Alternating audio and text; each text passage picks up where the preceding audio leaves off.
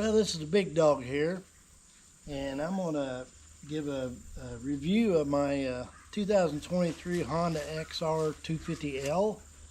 I did a lot of modifications to it, and I'm going to go over all of them and tell you why I did what. And I owe thanks to at least a couple people. Mishmash Moto, he has a really nice YouTube channel, and he really shows you how to do a lot of things to this bike. And I appreciated him, and also appreciated the Rocky Mountain ATV, because they did a full mods of this bike. In fact, they did mods that I wouldn't be interested in. For instance, they changed the exhaust and put a whole full exhaust system on. I'm not going to do that because I want a quiet bike.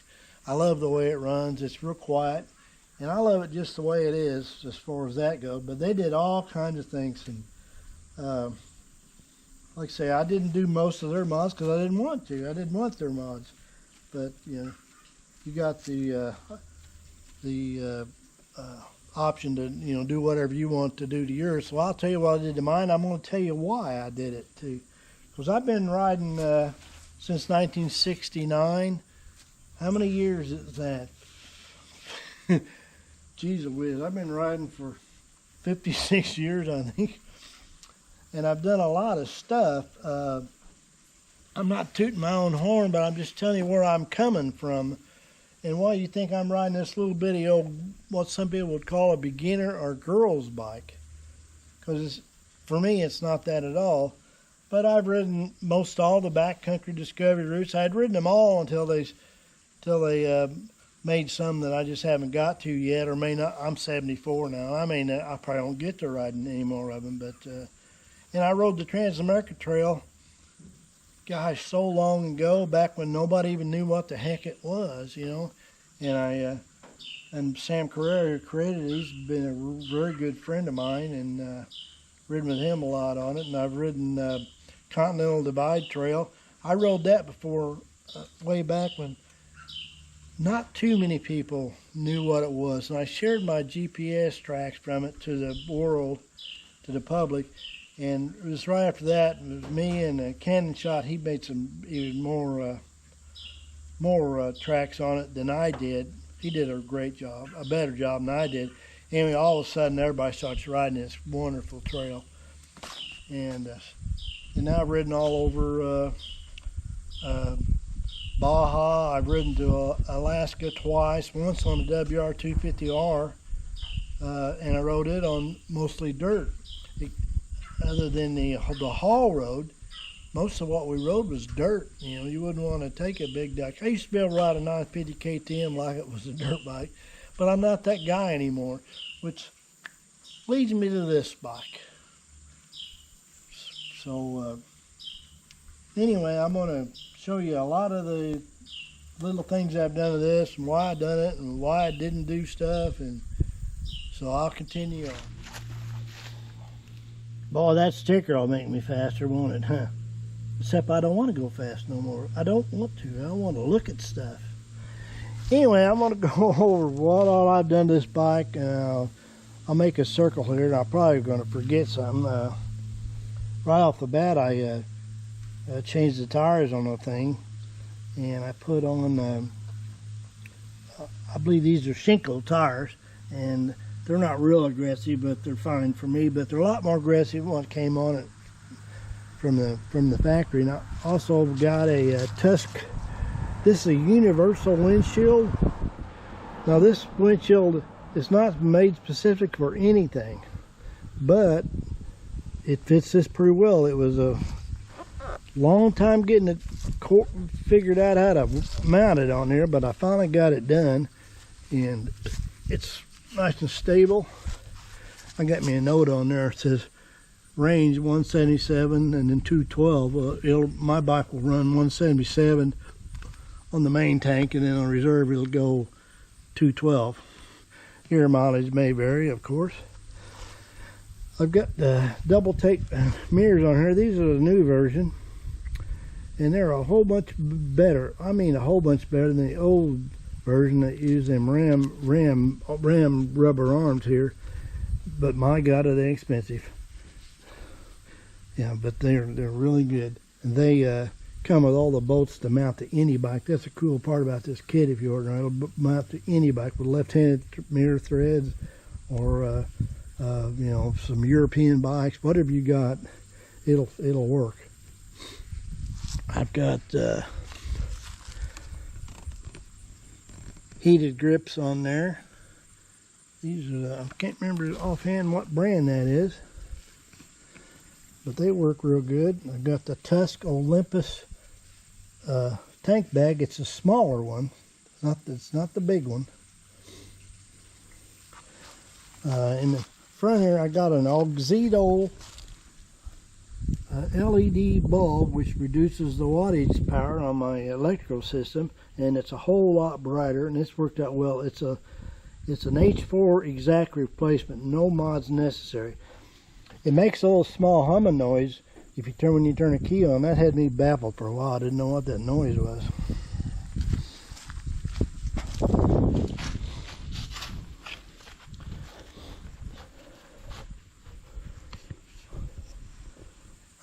There's my controller for my heated grips, and I got power coming for my GPS coming up. I tapped into the low beam in the headlight shell, the low beam wire, to run this. It's very, very small amperage draw. I wasn't worried about overloading anything at all, and I didn't have to run the wire from the back. When you come up from the back, come up to the front, you got to be sure you get the wire's going to have to twist somewhere, going back and forth the handlebars.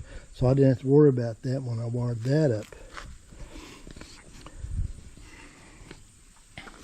And right in there is a Tusk 3-way power supply. It's right behind there. I got it double taped to the side of my battery, the stock battery, and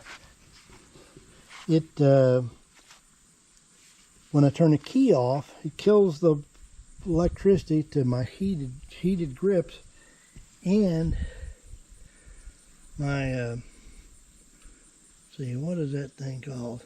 It's a Gerbering single port temperature controller for my electric vest, and I have ran my electric vest, my heated grips wide open. This thing handles it just fine, but by God, don't leave it on with it's not running, because you will quickly run your battery dead.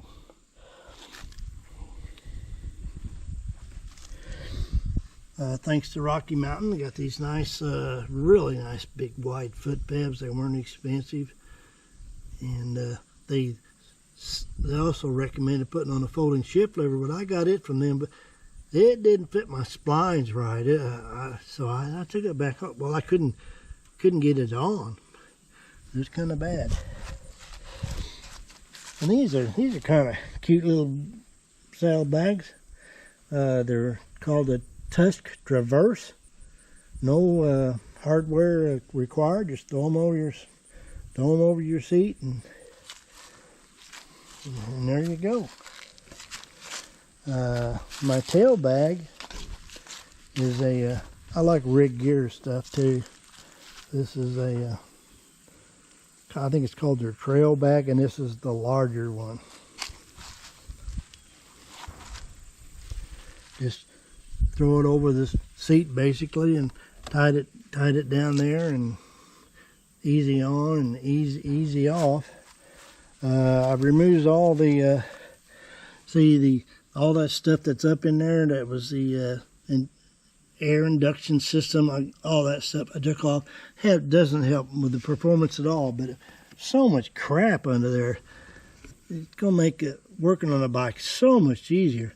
And down in there was a charcoal canister. I don't know. They must have put that canister down in there and then built the bike around it. I didn't know if I was going to get it out of there or not. There's something else.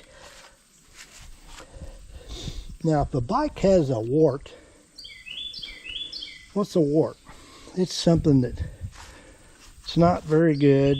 Like early KLRs had a doohickey problem. That was kind of a wart, but it was easily fixable and cheap. And the only wart I have found on this bike is the vent off the crankcase. It's right in there.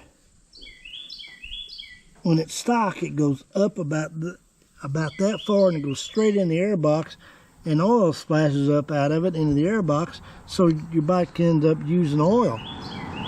Well, Rocky Mountain ATV figured that out, and I bought a hose off them, and that hose now goes up high and back down and eliminates that oil usage. My carburetor's all stock. I've watched Mishmash Motor and a lot of other people about changing jets and stuff, and you know, mine runs perfect. It starts good. I just got no issue with it, so you know, I see no reason to change it. I always put one of these metal valve stem removers on the front wheel. I just use a regular on the back. That way when I have a flat, I've got some way of removing the valve core. And this thing runs about, I can get her up to 55, you know. It's real light. It's easy for me to get on. It's low, and it's easy for me to get on and off of. I almost bought a Honda 300. Oh, it's a L. It's a low model I got coming out. In fact, this is my local dealer. He's got one coming in, and I kind of had it spoke for. And I went in to see him yesterday, actually, and I says, you know what? I says, I'm liking this 150 so well. I think at my age and my deteriorating riding ability, I think I'm just going to stick to my 150. I think I'd be smart. I like to think I ride smart. I think I've been pretty smart all my life. I haven't, all this stuff that I've done, or all the racing I did. I've owned over 90 motorcycles. Most of them, when I was racing, I'd wear out one or two a year. Had a lot of KTM race bikes. We always rode a race bike down in Baja. But this is good for me at my time in my life. And I got a CT125 Honda too, and I ride it a whole lot. I'm gonna be riding it a lot less since I got this thing. I gotta admit it to you. I've had a terrible issue with my balance. It almost completely stopped me in riding. Fact is, I couldn't hardly walk for a while. And I had a procedure, which I'm not even going to get into. It's a long, drawn-out story. And I'm so much better now. I feel really good riding a bike now that I never thought I'd get back to the way I feel now. I never thought I'd get back there.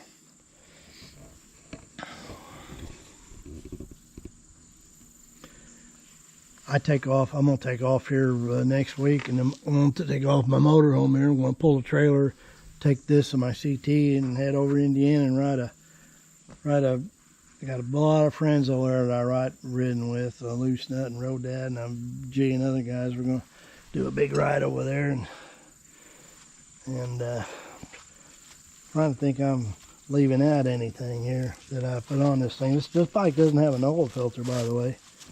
Which I kind of went, what? You just drain it and put more in there. And the valves are just them screw adjusters. It's real simple. On Mishmash Moto. Seemed like he went, I forgot how many miles he went. 3,000, 4,000, 5,000 miles on his, and he went and checked them. They were just fine, so I'm not going to check mine till 8 or 9, 10,000 miles. Don't think you need to.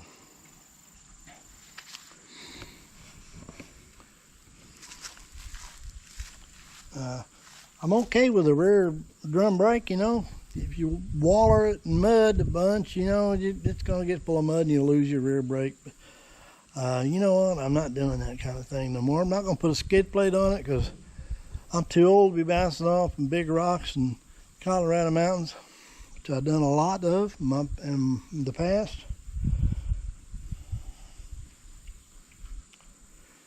Anyway, hope you've enjoyed this video, and maybe give you some ideas. You know, if you think you're getting a little up in the years, and or your wife's wanting a bike and she's kind of inexperienced and short-legged or whatever, you know, she may really like this bike too. But it's a cool bike. One small thing, I just did that this morning. I don't know how I forgot it, but I put an Auxito